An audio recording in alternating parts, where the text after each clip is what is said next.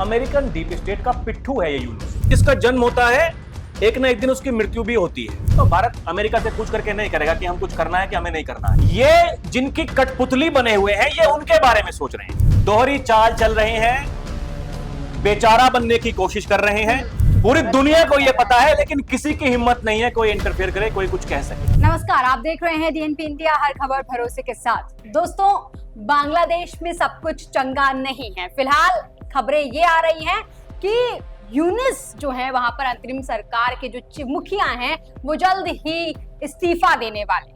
कुछ दिन पहले तक वो बड़े बड़े दावे कर रहे थे, लेकिन अब कह रहे हैं कि मैं दबाव में काम नहीं कर सकता, इसलिए मैं इस्तीफा देना चाहता हूं। तो क्या ये ब्लैकमेलिंग है या बांग्लादेश के खिलाफ चालाकी वाली चाल, या बांग्लादेश को ब्लैकमेल करने की कोई कोशिश? क्योंकि कुछ दिन पहले ही मैंने आपको बताया था कि इनसे, जो वहां पर सेना प्रमुख है, इनसे उनकी बहुत ज्यादा नहीं बन रही है। और कुछ दिन पहले ही इन्होंने कहा था कि दिसंबर तक चुनाव होना चाहिए।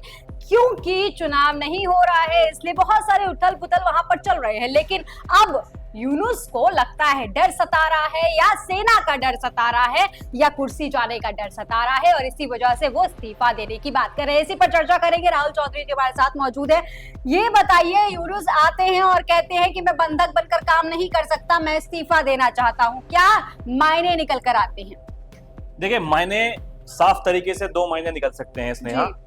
एक पहली चीज तो ये कि जब से इसने वो गिदड़ भभकी देनी शुरू की थी, जब से चीन में मिलकर के शी जिनपिंग से ये आए थे भाई साहब जी, और ये आकर के कह रहे थे कि भाई ठीक है, यहाँ व्यापार कीजिए, हमारी जमीन को इस्तेमाल कीजिए, बंदरगाहों का इस्तेमाल कीजिए, जो कुछ करना है कीजिए, कोई दिक्कत नहीं जी। और ये भी समझना पड़ेगा ये किसकी कृपा से वहां पर अपनी सरकार को चला रहे हैं जी, वो बिल्कुल साफ है। हम कई बार दर्शकों पहले बता चुके हैं, फिर से एक बार बताते हैं, अमेरिकन डीप स्टेट का पिट्ठू है ये यूनुस। और शेख हसीना का जो तख्ता पलट कराया गया, उसके पीछे अमेरिका का हाथ था, ये सभी को पता है। और देखिए, ये जानना बहुत महत्वपूर्ण हो जाता है कि भाई साहब, आपको अगर कोई जिम्मेदारी दी गई है तो वो किस लिए दी गई है? अपने देश को चलाने के लिए जी। लेकिन क्या आपके भीतर इतना विवेक है कि आप अपने देश को चला पाएंगे जी? आप जा रहे हैं चीन, वहां से आकर के कह रहे हैं कि भाई साहब ठीक है, आइए यहाँ जो कुछ करना है कीजिए अपने देश में। आपके अंदर इतनी बुद्धि नहीं है कि आपको क्या करना है क्या नहीं करना है जी। मैंने पहले भी एक बात आपसे कही थी स्नेहा, फिर से कह रहा हूं, जिस घर में चौधरी कई बनने की कोशिश करेंगे वहां दिक्कतें होंगी। भाई, जनरल अलग बात कर रहा है, सरकार का मुखिया अलग बात कर रहा है। एक सिस्टम होता है कि नहीं होता है? क्या हमारे देश में क्या होता है? हमारे देश में प्रधानमंत्री जी बैठक बुलाते हैं, उसमें जितने भी बड़े बड़े मंत्री हैं वो जाते हैं, सेना प्रमुख जाते हैं, सीडीएस जाते हैं, एक साथ बैठ करके बातचीत होती है, आगे की हमारी क्या रणनीति है ये तय होता है जी। क्या ऐसा इन देशों में हो रहा है? नहीं होता। वो भले ही पाकिस्तान हो, वो भले ही बांग्लादेश हो, देखिए इनका अंत तो तय है। एक कहावत है कि भाई जिसका जन्म होता है, एक ना एक दिन उसकी मृत्यु भी होती है। ठीक, ये जन्मे हुए हैं ये देश जो है, वो भले ही पाकिस्तान हो, भले ही बांग्लादेश हो, इनके भीतर इतनी बुद्धि है नहीं कि भाई साहब हमें देश को कैसे चलाना है। देश में तुम्हारे खाने के लिए कुछ है नहीं, तुम्हारे देश से लोग दूसरे देशों में जा रहे हैं, रोहिंग्या बनकर के, शरणार्थी बनकर के वहां जाकर के रह रहे हैं। क्यों? क्योंकि आपके यहाँ हालात बहुत खराब हैं। ठीक ऐसा ही पाकिस्तान में है, ठीक ऐसा ही बांग्लादेश में है। शेख हसीना जब तक प्रधानमंत्री थी, तब तक ऐसा लग रहा था कि बांग्लादेश अब तरक्की की तरफ बढ़ रहा है और भारत भी उसका खूब साथ दे रहा था। लेकिन क्या हुआ? किसी और के बहकावे में आकर के आप वहां पर ऐसे लोगों का एक गुट बना देते हैं जो कट्टरपंथी लोग होते हैं, जो अपने प्रधानमंत्री के खिलाफ ही मोर्चा खोल देते हैं जी। उस दौरान आपको ऐसा लग रहा था कि भाई साहब अब तो हम अपने हिसाब से चलाएंगे, जो कुछ होगा बढ़िया चल रहा, कोई दिक्कत है नहीं। लेकिन क्या होता है, उसके बावजूद भी अमेरिका का प्रशासन चेंज हो जाता है। वहां ट्रंप साहब आकर के कहते हैं कि मोदी जी देख लीजिए, जो कुछ करना है बांग्लादेश का कर लीजिएगा। हालांकि जब भारत कुछ बांग्लादेश का करेगा तो भारत अमेरिका से पूछ करके नहीं करेगा कि हम कुछ करना है कि हमें नहीं करना है जी। वो हम तय करेंगे, हमारी सेना जगह तय करेगी, समय तय करेगी, सब कुछ हमारी सेना को तय करना है। आदेश होगा हमारी सरकार का जी। मेरी बात को समझना दर्शकों, आदेश हमारी सरकार का होगा और जो करना है वो हमारी सेना करेगी। लेकिन यहां बांग्लादेश में क्या हो रहा है? सेना के जो प्रमुख हैं वो अलग भाषा बोल रहे हैं और जो सरकार के प्रमुख हैं वो अलग भाषा बोल रहे हैं। इसका मतलब है कि सब कुछ ठीक नहीं है। जी। और ये सब कुछ ठीक तब तक नहीं हो सकता जब तक आप एक चुनी हुई सरकार बांग्लादेश में ना हो और वो अच्छे से जो अपनी जो वहां की जनता है उसके लिए कुछ कर सके। जी जी, खबरों पर आते हैं। खबरों में क्या कुछ लिखा हुआ है ये भी अपने दर्शकों को बताते हैं। सबसे पहले आज तक की अगर हम खबर की बात करें तो इसमें लिखा हुआ है, बंधक जैसा महसूस कर रहा हूं, बांग्लादेश में चौतरफा गिरे मोहम्मद यूनुस ने भड़कते हुए कहा इस्तीफा दे दूंगा। इसके साथ ही अगर न्यूज 18 की खबरों को हम पढ़े तो इसमें लिखा हुआ है, सेना का डर या नहीं संभल रहा बांग्लादेश, कुर्सी छोड़कर क्यों भाग रहे मोहम्मद यूनुस। जानिए अंदर की बात जरा आप बताइए कि क्या ये सत्ता का मोह है या सत्ता मतलब मान लीजिए कि कुर्सी जाने का डर है क्योंकि चुनाव की बात की जा रही है वो है, या फिर जो समीकरण वहां पर नहीं बैठ पा रहे हैं राजनीतिक दलों की वो है, या जो सेना प्रमुख का लगातार दबाव है वो है, वो सब कुछ एक साथ इनके ऊपर आ रहा है, इसी वजह से चौतरफा दबाव की बात की जा रही है। क्या लगता है क्यों ये जाना चाहते हैं, इस्तीफा की धमकी क्यों दे रहे हैं? देखिए किसी भी देश में राजनीतिक स्थिरता होनी बहुत जरूरी है जी। ना ही तो वो पाकिस्तान में है ना ही वो बांग्लादेश में है। जी। बांग्लादेश का जब हम जिक्र करते हैं तो पाकिस्तान का जिक्र करना इसलिए जरूरी हो जाता है क्योंकि उसी का टुकड़ा है ये बांग्लादेश। जी। ठीक, अब क्या है, अभी देखिए वो खबर दिखाइए एक बार जिसके बारे में हमने बताया था कि जो यहाँ के जनरल हैं वो जाकर रूस में वहां के रक्षा मंत्री से मिले हैं। ये देखिए ये 7 अप्रैल को रूस का दौरा किया था जो वकार जमा है उन्होंने, और रूसी उप रक्षा मंत्री और जो वहां के आर्मी चीफ हैं उनसे वो बातचीत करके आए हैं और इस बारे में बातचीत की है कि हम अपनी सैन्य ताकत को किस तरीके से बढ़ा सकते हैं। जी। अभी तक 70% जो बांग्लादेशी सेना है वो चाइना के जो उपकरण हैं उन्हें यूज करते हैं। अच्छा, चाइना के कैसे उपकरण है कैसे नहीं है पूरी दुनिया ने वो देख लिया, बार बार उस पर बातचीत नहीं करेंगे। लेकिन देखिए ये जो वहां के जनरल कर रहे हैं वो अपने देश के बारे में सोच रहे हैं। इससे पहले शेख हसीना जब प्रधानमंत्री थी अपने देश के बारे में सोच रही थी जी। ये अपने देश के बारे में नहीं सोच रहे हैं, ये जिनकी कठपुतली बने हुए हैं ये उनके बारे में सोच रहे हैं। इन्होंने पहले अमेरिका के बारे में सोचा, फिर जब अमेरिका में इनकी दाल गलनी बंद हो गई फिर ये चीन के इशारों पर काम कर रहे हैं। बराबर वही बात है जी। एक तरफ इस्तीफा देने की मतलब एक विक्टिम गेम खेल रहे हैं ये, और एक तरफ देखिए ना ये एक दूसरी खबर जो है कि अंतरिम सरकार के प्रमुख प्रोफेसर मोहम्मद यूनुस इस्तीफा देने पर विचार कर रहे हैं। वहीं दूसरी तरफ बांग्लादेश के विदेश सचिव जसीम उद्दीन को उनके पद से हटा दिया गया है। इसका मतलब क्या है? इसका मतलब यह है कि दोहरी चाल चल रहे हैं मोहम्मद यूनुस, दोहरी चाल चल रहे हैं, बेचारा बनने की कोशिश कर रहे हैं। कुछ दिनों पहले जो शेख हसीना के साथ में हुआ था वही अब इनके साथ में होने वाला है। ठीक, सेना क्योंकि अलग तरीके से काम कर रही है, ये भाई साहब अलग तरीके से काम कर रहे हैं जी। सेना सोच रही है अपने हित के बारे में, बांग्लादेश की जनता के बारे में, ये सोच रहे हैं किसी और के हितों के बारे में। भाई साहब किसी और के हितों के बारे में सोचोगे आपका क्या होगा?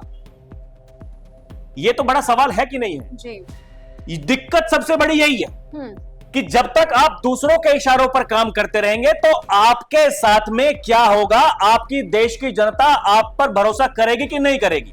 देखिए विपक्षी पार्टियां हैं उनका काम होता है सवाल करना जी। ठीक ऐसा ही बांग्लादेश में होता है और बहुतेरे देश, हमारे देश में भी होता है। हमारे देश की जो विपक्षी पार्टियां हैं वो सवाल उठाती हैं, वो तो सेना से सबूत मांगती हैं। ठीक ऐसा ही वहां हो रहा है। जो राजनीतिक अस्थिरता है अब कंट्रोल नहीं हो रही है और कुर्सी जाने का सबसे बड़ा डर है। इसीलिए ये बेचारा बनने की कोशिश हो रही है और इसीलिए देखिए ना ये दोहरा मापदंड, एक तरफ आप कुछ कहते हैं एक तरफ आप कुछ कहते हैं। आपको पता चल गया है कि सेना जो कुछ काम कर रही है, सेना का काम करने का जो तरीका है अगर वो दूसरे लेवल पर सोच रही है। और देखिए एक बड़ी महत्वपूर्ण बात यह है, अभी जब ऑपरेशन सिंदूर हुआ था उस दौरान हमारे विदेश मंत्रालय के प्रवक्ता ने यह कहा कि बांग्लादेश में चुनाव हम कराएंगे जी, हम उसके हित में हैं जी। ये बड़ी बात यह हो जाती है कि अगर ये देखिए अगर शेख हसीना भारत में है इसका मतलब क्या है? पूरी दुनिया को यह पता है लेकिन किसी की हिम्मत नहीं है कोई इंटरफेयर करे, कोई कुछ कह सके। ये भारत की ताकत है, ये हमारे देश की ताकत है। और इसके अलावा अगर वहां के सेनापति रूस जा रहे हैं, रूस से हमारे कैसे संबंध है पूरी दुनिया को पता है जी। आपको क्या लगता है ये केवल ऐसे ही हो रहा है? नहीं, बिल्कुल नहीं, ऐसे कैसे हो सकता है? ये हमारे, वही तो कहते हैं हम, ये हमारी सरकार कहते हैं कि भाई ये विदेश मंत्रालय सबसे खराब काम कर रहा है, भारत की विदेश नीति एकदम खराब है, क्या हो रहा है भारत के साथ में, बांग्लादेश भारत का दुश्मन बन गया, पाकिस्तान पहले से दुश्मन है, चीन दुश्मन है, श्रीलंका के साथ में हालात ठीक नहीं है। ये लंबे चौड़े भाषण देने वाले लोग, इनके दिमाग में एक बात तो कम से कम फीड करनी होगी कि आप कहने से पहले एक बार सोचिए सरकार क्या कर रही है, भारत सरकार क्या कर रही है जी। और ये देखे कहानी से कहानी निकलती है। विदेश मंत्रालय का ये बोलना, इनके जनरल का वहां पर जाकर के रूस में वहां के जनरल के साथ में, आर्मी चीफ के रक्षा मंत्री के साथ में मुलाकात करना, इसके साथ ही अल्टीमेटम देना कि बांग्लादेश में चुनाव कराइए, दिसंबर तक कराइए, आकर के कह दिया कि भाई चुनाव कराइए जी। इसका मतलब क्या है? एक चुनी हुई सरकार होगी, बेहतर ढंग से काम करेगी जी। और किसी की कठपुतली देश में नहीं चलेगी जी। अगर दूसरों के कहे अनुसार काम करेंगे तो भाई साहब आप बर्बादी की तरफ जाएंगे। एक बात सोचिएगा, हमारे देश के विपक्ष नेता वो जाकर के विदेशों में ये कहते हैं कि भारत का लोकतंत्र खत्म हो चुका है, हमारी मदद कीजिए। आप एक बात सोचिए, अगर विदेशी ताकत किसी देश में आकर के हस्तक्षेप करेंगी, उस देश का क्या होगा? यही तो कहती है हमारी सरकार, और जो हमारे प्रधानमंत्री हैं या फिर गृह मंत्री हैं बार बार ये कहते हैं कि भाई साहब किसी के हस्तक्षेप की जरूरत नहीं है, देश को कैसे चलाना है वो हमें बेहतर ढंग से पता है जी। ये साफ शब्दों में और सिंपल शब्दों में दर्शकों इस बात को समझिएगा, यही होती है किसी देश की ताकत, जब उसकी सरकार ये तय करती है कि हमें क्या करना है क्या नहीं करना है, हमें किसके साथ में व्यापार करना है किसके साथ में नहीं करना है, हमारे हितैषी कौन है और वक्त आने पर हमारे अगेंस्ट में कौन खड़ा हो सकता है।